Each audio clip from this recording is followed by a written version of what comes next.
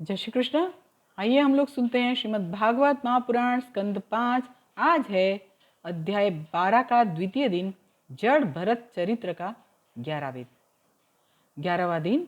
और यहाँ पे हम लोग काफ़ी दिनों से ये सब सुन रहे हैं। तो आप अभी तक आपने मेरा यूट्यूब चैनल सब्सक्राइब नहीं किया है तो सब्सक्राइब करिए और बेल आइकन प्रेस करके लाइक भी कर दीजिए, शेयर भी कर दीजिए। चलिए, ओम श्री गणेशाय नमः, ओम एम सरस्वत्यै नमः, ओम श्री सद्गुरुदेवेभ्यो नमः, श्री कृष्ण शरणं मम, ओम विष्णवे नमः, ओम श्री लक्ष्मी नारायणाय नमः। हमने कल सुना था कि नित्य भगवान की कथा के श्रवण से ही मोक्षार्थी की जो बुद्धि है उसको भगवान वासुदेव में प्रवृत्त किया जा सकता है। प्रवृत्त करना भी चाहिए और प्रवृत्त रहना भी चाहिए भगवान में। इससे आगे जड़ भरत जो हैं वो बता रहे हैं रघुगण राजा को कि हे राजा, तुम तो सौवीर देश के राजा हो, परंतु पूर्व जन्म में मैं भारतवर्ष का राजा था। पूरे भारतवर्ष का मैं राजा था, मात्र और मात्र प्रभु आराधना में ही रत रहता था। फिर भी एक दिन गलती से या जैसे भी बोलो, एक मृग में मैं आसक्त हो गया। मृग के बच्चे में आसक्त होकर परमात्मा धर्म से मैं च्युत हो गया। देखिए, ये च्युत क्या है और अच्युत क्या है, वो बात मैंने आपको भगवत गीता में कल और आज में बताई है। सुनिए, समझिए, क्योंकि यहाँ पे कुछ ना कुछ तरीके से भगवत गीता, भागवत पुराण और शिव पुराण इंटरकनेक्टेड है, तो आप जरूर से सुनिएगा।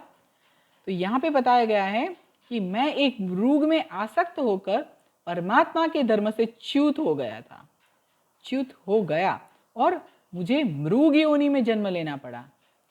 भगवान श्री कृष्ण की उपासना के प्रभाव से पूर्व जन्म की स्मृति का लोप तो नहीं हुआ और इसीलिए मैं ब्राह्मण कुल में जन्म लिया। इसीलिए मेरा जन्म हुआ ब्राह्मण कुल में। इसीलिए मैं किसी में आसक्त न हो जाऊं, उसी वजह से निःसंग मतलब किसी के भी संग के बिना अवधूत की तरह विचरण कर रहा हूं। मनुष्य को श्री हरि की लीलाओं की कथा के श्रवण में रहने से भगवत स्मृति का विस्मरण नहीं होता है। देखिए, सीधी सादी बात यह है कि हम लोग जब तक भगवान का नाम लेते हैं, भगवान की कथा सुनते हैं, भगवान में आसक्ति रखते हैं, तब तक हमारी जो भगवत स्मृति है उसका विस्मरण नहीं होता है। मतलब हम भगवान को नहीं भूलते हैं। इसीलिए ऐसे मनुष्य इसी तरह से भगवान का नाम नहीं भूलने से सहलाई से, सरलता से इस संसार सागर को श्री कृष्ण नाम रूपी नौका की वजह से, नौका के नाम से ये सागर को पार कर लेते हैं। और ये पार करने के बाद यहाँ पे प्रभु के परम धाम को प्राप्त करते हैं।